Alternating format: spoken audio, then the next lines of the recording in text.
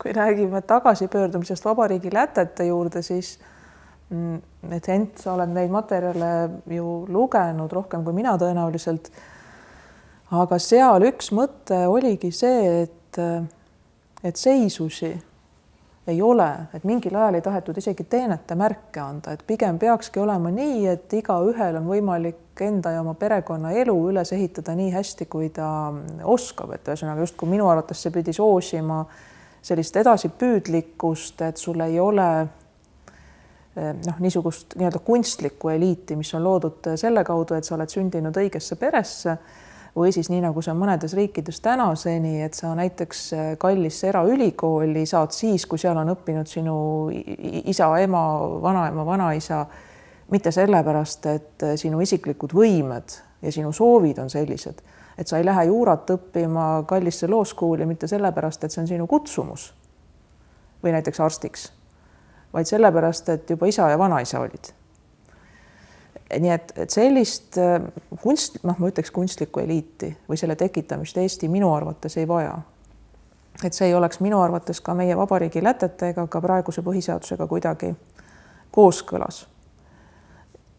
Ja ma ei kujuta hästi ette, et kuidas praeguses ühiskonnas oleks võimalik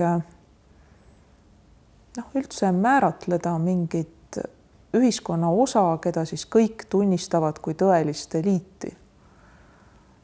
Võib-olla tasub leppida sellega, et seda ei saagi teha. Küll aga võiks püüelda sinnapoole, et igaühest saaks kujuneda ta enda parim versioon, et pakkuda kõikidele lastele võimalikult häid võimalusi ennast nii koolis kui erinevatel huvialadel arendada ja valida töö, kus ta tõesti saab teha silmades ärades asja, mis talle meeldib, et ta saab selle eest ka piisaval määral palka. Ja ausalt öeldes eliit Potsepp, eliit torumees, eliit bussijuht on täpselt sama vajalikud kui nii-öelda eliit arst, eliit õde, eliit hooldaja, eliit advokaat. Ja kui nii vaadata, siis selle eliidi nii-öelda mõte kaob ära. Mäletan, et kunagi üritati Eesti eliiti defineerida selle kaudu, kes on kutsutud presidendi vastuvõtule. Ja selle mõtte vastu protesteeriti, ma arvan, et suures osas õigustatult päris agarasti. Nii et mina ütleks, et Eesti kindlasti vajab seda, et me oleme nagu korduvalt öeldud, nii väike rahvas ja samas nii palju saavutanud rahvas.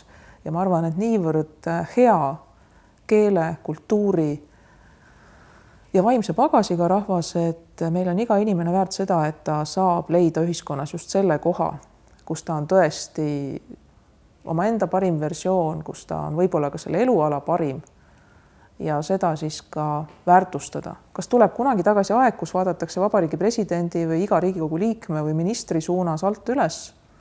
Võimalik. See on juba õige tükk aega möödas. Praegu on ka tänu sotsiaalmeediale ja kõigele muule see niisugune kõige nivelleerumine minu meelest pöördumatu suurveena peale tulnud. Ja võib-olla viimane mõte on see, mis puudutab juhtimist ja mida tõesti kahjuks on Eesti asutustes näha. Minu arvates juhid ei tohiks edendada juhtimisvõtteid, mis muudavad töötajaid ühetaoliseks ja mis just nimelt väärtustavad mingit sellist keskmist ja lõikavad maha tipud. Et see on üks rada, kuhu Eesti on tõesti valesti läinud. Et minu meelest tuleb iga ühte tunnustada selle eest, mis on temast parim, ja mitte mingil juhul ei tohi rakendada juhtimisvõtteid, ka ülikoolis mitte, neid, mis lõikavad tipud ja eripärad ja loomingu maha. Jah, siin saab ainult nõustuda, et ma olen Üllega täitsa nõus, et sageli kui räägitakse eliidist, siis on mingisugune kunstlik eliit, et võib-olla ja siis tekibki võib-olla see üleüldine vastumeelsus igasuguse eliidi vastu, aga meil oli ju siin kava luua teine koda. Ja see mõte on siis ilmselt see, et seal on tavalised rahva esindajad, aga siis on vaja veel mingit korrigeerivat asutust, kus oleks siis ühiskonna eliit.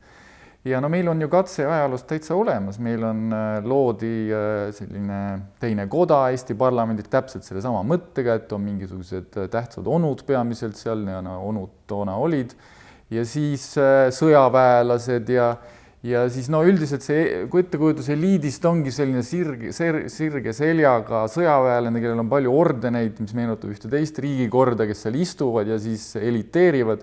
Et tegelikult see ei ole, minul sellisel juhul tekib küll tahtmine tõepoolest naasta vabariigi alguse juurde ja selle antielitaarsuse juurde, aga küsimus ongi see, et see on ju selline kunstlik eliit, aga see ei tähenda seda ja minu meelest demokraatliku mõtte üks põhituum on meritokraatia, mis ju mõneti tingib selle, et seal on mingit laadi erinev kohtlemine ja nii edasi, erinev kohtlemine ei pea olema meelevaldne, aga siis tekibki küsimus, eks, et kui me üldse mõtleme, et mingit laadi eripärast teadmist või asjatundlikkust üldse ei ole, et siis ei tohi meil olla kohtuid, sest et rahvas ise peab otsustama, siis meil tekib küsimus, kas meil üldse võib olla parlament, miks peab parlament otsustama, mis suur eliit nemad on.